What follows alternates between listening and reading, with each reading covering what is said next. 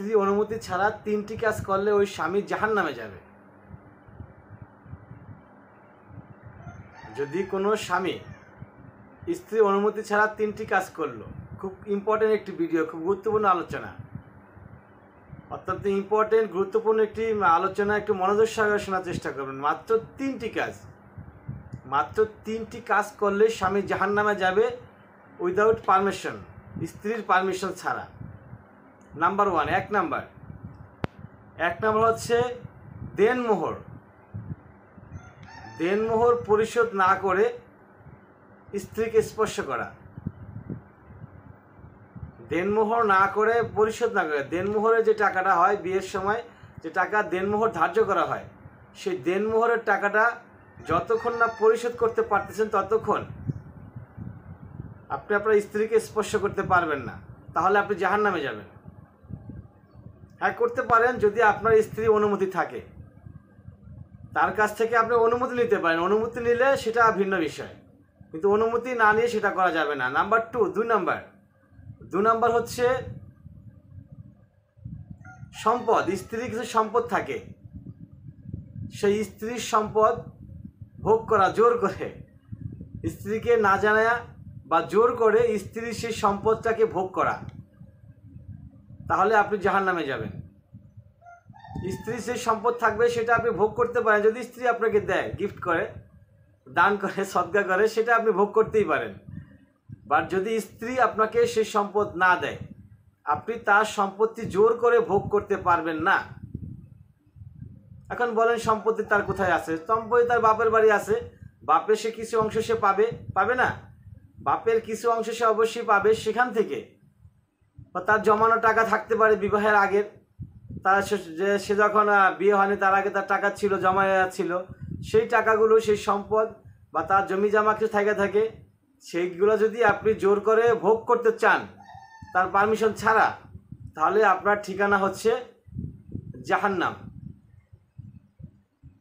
এবং 3 নাম্বার হচ্ছে আপনি দূরে থাকবেন, স্ত্রীকে ছেড়ে আপনি দূরে থাকবেন। এই যে আমাদের দেশের লোকেরা দেশের বাইরে চলে যায়, মানে বাহিরের লোকদেরকে আমাদের চোখে পড়ে, দেশের লোকদেরকে চোখে পড়ে না, বাহিরে চলে যায়, অর্থাৎ সিঙ্গাপুর, মালয়েশিয়া, ইন্দোনেশিয়া, সৌদি আরব, কাতার, দুবাই, আবুধাবি, বিভিন্ন জায়গায় অর্থের সন্ধানে তারা বাহিরের দেশে ঘুরতেছে স্ত্রীকে বাদ দিয়ে। লং টাইম, 40 দিন ওভার হয়ে গেলে বিপদ। 40 দিনের একটা সময় দেওয়া হয়েছে এখানে, 40 দিনের বেশি হয়ে গেলে বিপদ। এখন আমরা শুধু বাহিরে যারা গেল, বিদেশ যারা গেল তাদেরকেই দেখি। দেশের ভিতরে বহু লোক আছে যারা গ্রাম অঞ্চল থেকে ঢাকায় আসছে, 2টো ঈদ, কয়টা ঈদ? বৎসরে 2টো ঈদ মুসলমানদের, এই 2টা ঈদে তারা বাড়ি যায়, আর সারা বছরে বাড়ি যায় না। তাদের কি 40 দিন পার হয় না? এখানে 40 দিন আসলে বিষয় না, বিষয়টা হচ্ছে উইদাউট পারমিশন 40 দিন। আপনার স্বামী যদি, স্ত্রী যদি আপনাকে 40 দিনের পরে পারমিশন না দেয় দূরে থাকার, তাহলে আপনি দূরে থাকতে পারবেন না। আর আপনি তার পারমিশন নিয়ে, তার অনুমতি নিয়ে যতদিন ইচ্ছে বাইরে থাকতে পারেন, কোনো অসুবিধা নাই। স্ত্রীর অনুমোদন নিয়ে যতদিন ইচ্ছা আপনি দূরে থাকতে পারেন, কোনো অসুবিধা নাই। কিন্তু স্ত্রী যদি আপনাকে অনুমতি না দেয়, তাহলে 4 মাসের বেশি আপনি স্ত্রী থেকে দূরে থাকতে পারবেন না, তাহলে আপনার ঠিকানা জাহান্নাম হয়ে যাবে। নাউজুবিল্লাহি মিন জালিক। তো আমরা এই জিনিসগুলো অবশ্যই খেয়াল রাখবো। দেনমোহর না দিতে পারলে অবশ্যই সেটার অনুমতি নিয়ে নিব, তার সম্পত্তি থাকলে সেটা ভোগ করার চেষ্টা করব না। এবং 40 দিন, অবশ্যই 40 দিনের বেশি থাকতে হবে বাইরে, তবে সেটার জন্য পারমিশন অবশ্যই আমরা নিয়ে নেব ইনশাআল্লাহ তাআলা। আর শেষ কথা হচ্ছে নামাজ পড়তে হবে 5 ওয়াক্ত, কেউ নামাজ বাদ দিবেন না।